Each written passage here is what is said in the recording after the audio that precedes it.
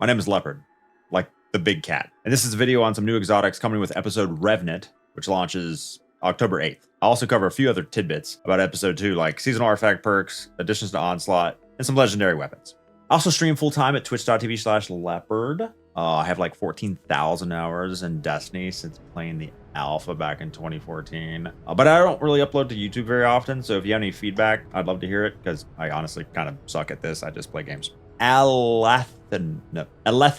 It's a primary stasis GL that literally creates ammo. More specifically, Harvester Spike says, dealing final blows with this weapon creates a single vestige at the target's location, impaling more powerful combatants. With the projectile, it creates a steady stream of vestiges from the target. Investigal Alchemy says to press reload with at least 50% energy to cause your next projectile to create ammo bricks for you and your allies on impact. Special bricks are created at 50% energy, while heavy bricks are created at 100% energy. Unfortunately, I didn't get a lot of usable footage of the weapon since this is my first ever capture event, and I didn't really read the instructions. I spent a lot of time playing activities I couldn't upload, but the text is accurate. I remember the weapon generating bricks when holding to reload, and I believe they were the larger naturally occurring brick. Actually, that's incorrect. This is Leopard from a month later after having watched the Bungie developer live stream on October 1st, and during their stream, you can see that the weapon generates a glowing heavy brick, indicating it is similar to a finder brick, meaning it will contain less ammo than a naturally occurring brick, or natties as I like to call them. Okay, back to me from a month ago. Yeah, like I didn't even have footage of making bricks here, so that's cool. Up next are the new 3 exotic armors, which are all stasis themed. First are the Titan's Blastwave Striders. These gain resistance to your explosives. Defeat targets to charge the armor. Once charged, slide or deal explosive self-damage to rocket jump backwards and blast deadly shrapnel projectiles that spawn stasis crystals on impact. A charged rocket jump grants you frost armor. These are by far the most fun new armor exotic to play with out of the 3. Rocket jumping is always a good time in a shooter. I wasn't able to use these in any manner I consider very effective, however. The stasis crystals from a full charge just kind of yeet out everywhere. Definitely seems to be more of a fun way to do ad clear. I don't see single target DPS being enhanced by these unless the spawn crystal can somehow be contained to a smaller space. Or maybe the boss is just like a giant pancake. Boom! Oh yeah!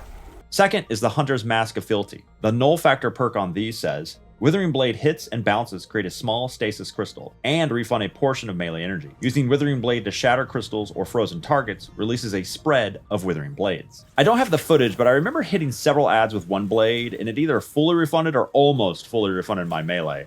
And I remember the spread of blades from shattering the crystal being very effective versus patrol level enemies, but like most things are, so I'm interested to see how effective the blade spread would be in in-game content, because if multiple melees can be chained together, it could be highly effective ad clear option for hunters.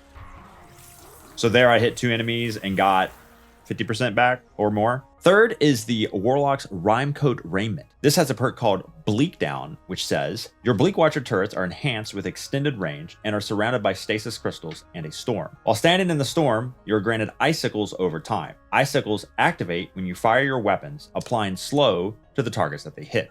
I wasn't able to test exactly how much extended range the turret had, but while playing, I definitely felt it shoot further, maybe to the tune of 30 to 50% more distance. The stasis turret is already strong, especially versus overloads, which get disrupted by slow. However, sometimes the turret ends up leaving overloads untouched, so this exotic can definitely help with those champs by letting you sit next to the turret and use the Bleak Domain icicles, you can see the squares on the left side, to shoot a bullet with slow on it whenever you need to. I did try this with a higher RPM SMG. Not every bullet was a slow bullet. It seems like there was about a half a second or so cooldown before an additional icicle shot was used. Tapping the trigger rapidly did seem to shoot icicles faster on the SMG, causing targets to freeze more quickly. And that's all for the exotics. Let me know which one you're the most excited for. Yeah! Here's the seasonal artifact for episode Revenant. I think it'll come to no surprise that you'll notice a stasis theme with the perks, with a sprinkling of void. I'll blow through the first 4 columns and then read through the final spicy column. On column 1, we have Anti-Barrier Scout, Overload SMG, Unstoppable Pulse, Anti-Barrier Shotgun, and Overload GL. On the second column, we have One with Frost, Killing Breeze, Enhanced Ether Generator, Fell the Revenant, Rapid Impacts, Wind Chill, Crystalline Converter, Total Carnage, Power from Pain, Trace Evidence, Armor of Aramis, Hail the Storm, Finisher Wayframe, Weak and Clear, Grounded. On the 5th column, we have Brain Freeze, which says frozen combatants become surrounded by a chilling fog, which slows combatants that aren't already slowed. Weapons with the Dark Ether Reaper origin perk deal more damage to frozen combatants. Obviously, this could be huge if the fog is massive and it's spooky. Next is Supernova. Picking up a Void Breach causes your next source of void damage to create a large weakening pulse. Again, depends on how large the weakening pulse is for how effective it is. Will it work similar to the Fellwinter's Helm Warlock Exotic? It's got to be good, right? It's in the 5th column. Up next is Conductive Cosmic Crystal. Your arc abilities, void abilities, and weapons with the Dark Ether Reaper origin perk do bonus damage to targets that are affected by the stasis debuff. Again, this has to be super effective because it's in the 5th column, right? Served Cold. Picking up a Stasis Shard grants you class energy. Picking up a Void Breach grants you melee energy. Again, 5th column means picking up these will completely refund your entire energy, right? And finally, Kinetic Impacts. Sustained damage with a heavy grenade launcher causes the target to emit a shockwave that damages nearby targets. Sounds like kinetic tremors, but maybe juiced because it's in the 5th column. This shockwave can also stun unstoppable champs. Cool. Some changes are coming to Onslaught. New maps like Widow's Court from PvP and Europa's Eventide Ruins. Also, a new player-controlled turret. The level 1 version of this was honestly not that effective compared to my Enmo Syntheseps Consecrate Spamming Titan with Risk Runner Ergo some sort, but I'm sure that once this bad boy is leveled up, it'll absolutely cook. Also, did someone call for an airstrike? Oh yeah, that was me. Boom!